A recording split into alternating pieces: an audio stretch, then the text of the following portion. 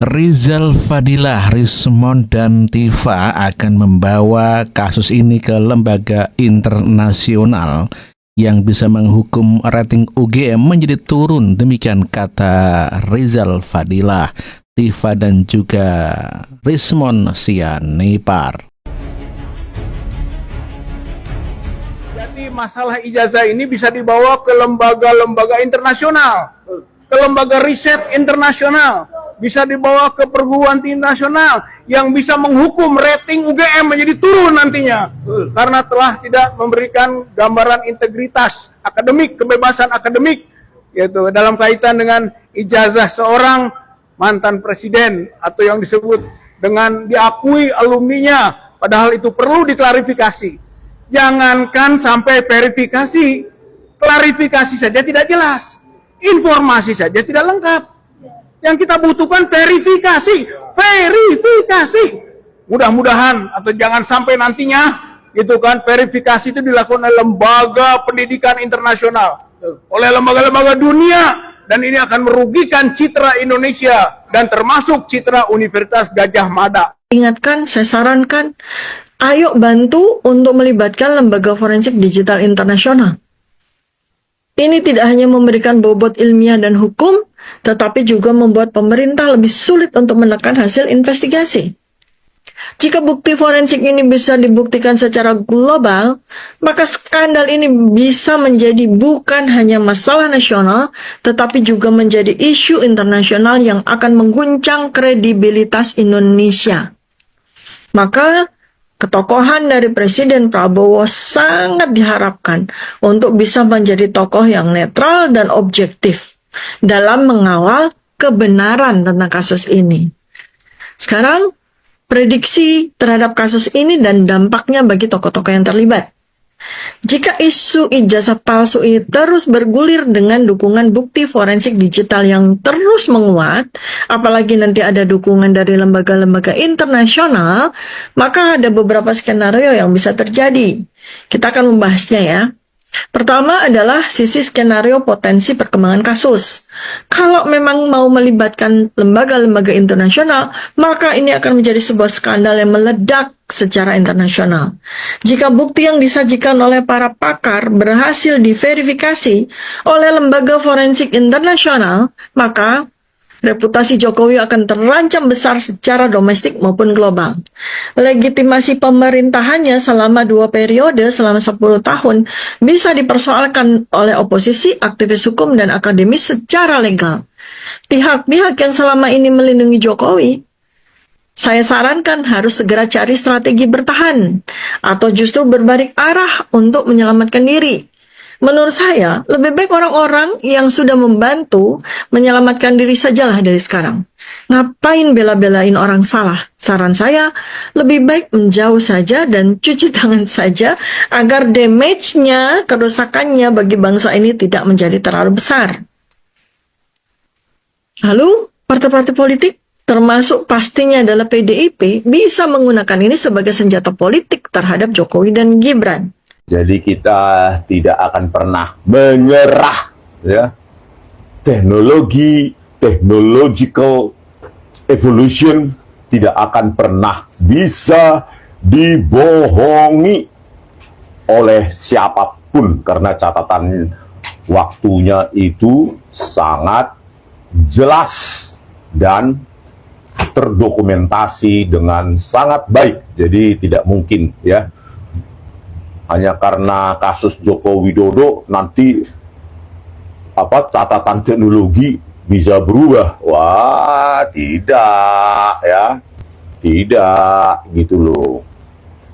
Ya, kita stay pada analisa kita. Saya sudah OTW menulis, ya.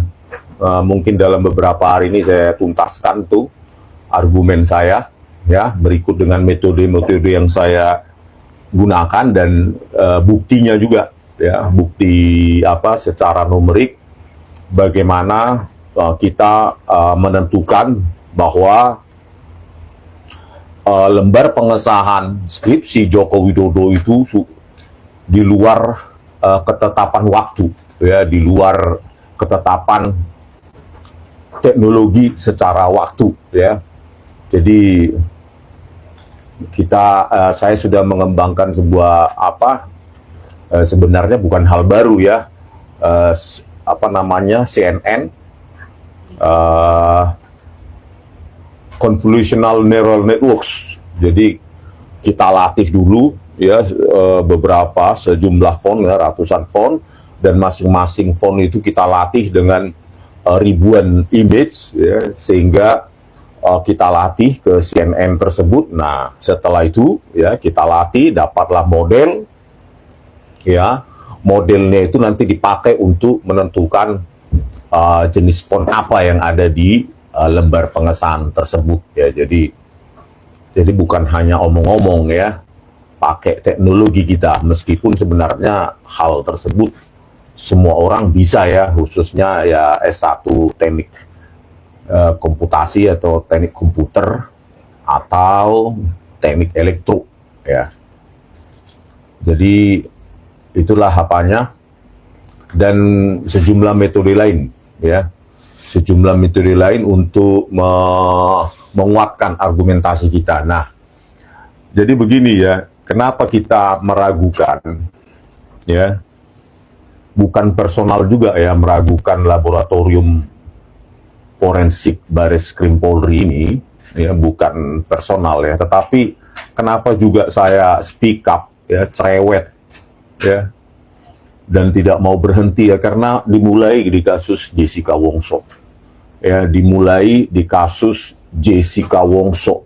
Kenapa saya diam, ya, mengararati, ya, sampai ke Kanjuruan, kasus Afif Maulana di Sumatera Barat, ya, dengan enteng Kapolda Sumatera Baratnya mengatakan,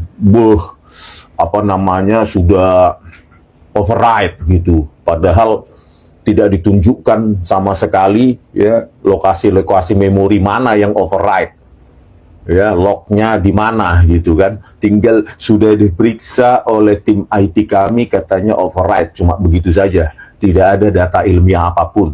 Nah, itu juga saya protes keras, ya, kasus KM50, Vina Cirebon, dan lainnya, ya. Nah, terutama kasus Jessica Wongso ini, ya, di metadatanya sudah saya temukan, ya, penggunaan e-write soft oleh Muhammad Nur Al-Azhar dan Christopher Hariman Rianto, ya. E-write soft kalian bisa download, itu operating sistemnya Windows, ya. Nah, e-write soft ini sudah saya kemukakan di PK Jessica Wongso November yang lalu. Tahu nggak jawaban mereka? E-write soft itu adalah software bawaan dari DVR, ya, DVR Telview FD161S. Bayangkan, itu alasannya dia. DVR itu Linux operating system, Linux embedded, sementara e-write soft itu Windows. Tetapi tetap saja ahli dari kepolisian Muhammad Nur Al-Azhar dan Christopher Hariman Rianto, ya, menipu di persidangan, tidak mau jujur bahwa mereka menggunakan e-write soft. Di depan hakim pun mereka menipu, di persidangan mereka menginjak-injak. Itu dari kepolisian itu, Muhammad Nur Al-Azhar, Kombes Pol. Jadi artinya apa? Dia itu kepala laboratorium komputer forensik Bareskrim, salah satu unit forensik di Bareskrim. Bayangkan, sudah terbiasa memanipulasi barang bukti digital. Hasilnya manipulasi.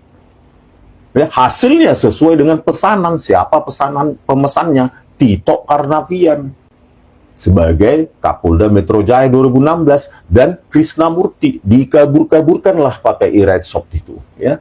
Kalian bisa download e-write soft itu gratis. Terus masukkan saja sebuah video, ubah-ubah saja dimensinya atau aspek rasionya, ubah-ubah juga bisa turunkan itu laju frame per detik, ya, laju frame per detiknya itu bisa diubah, bahkan bitrate-nya pun bisa diturunkan sesuka hati, gitu loh. Itulah software itu, ya, bitrate-nya pun, ya, itu bisa diturunkan dengan software itu, gitu loh. Dan mereka di persidangan ngaku apa? Mereka justru melakukan sebuah menggunakan algoritma super resolution untuk memperjelas, katanya. Kan bohongnya minta ampun. Itulah produk dari Bareskrim. Bagaimana mungkin Bareskrim seperti itu bisa kita percaya? Oleh karena itu kita menuju ke Den Haag, ya, International Court Justice. Ya. Makanya saya bilang setelah kita tulis ini, kita akan tulis bahasa Inggris. Kita akan suarakan ke dunia internasional. Karena distrust terhadap laboratorium forensik Bareskrim Polri. Ya, salah siapa melakukan itu? Makanya tidak ada trust. Ya. Seandainya kemarin Muhammad Anwar Al-Azhar mengaku, ya, dan mengaku salah, mungkin saya bisa percaya sama Bareskrim, laboratorium forensik Bareskrim Polri.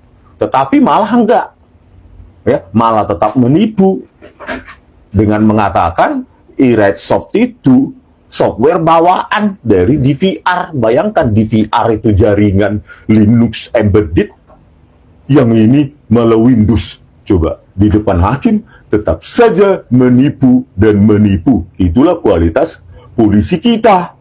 Apa seperti itu mau kita percayakan? Ya, uji forensik dari lembar pengesahan skripsi dan ijazah Joko Widodo. Ya nggak mau dong. Gitu loh. Kita harus bawakan, suarakan ini ke dunia internasional. Gitu loh. Alamatnya sudah ada, saya cari ya. International Court of Justice, International Court of Justice, Peace Palace, Carnegie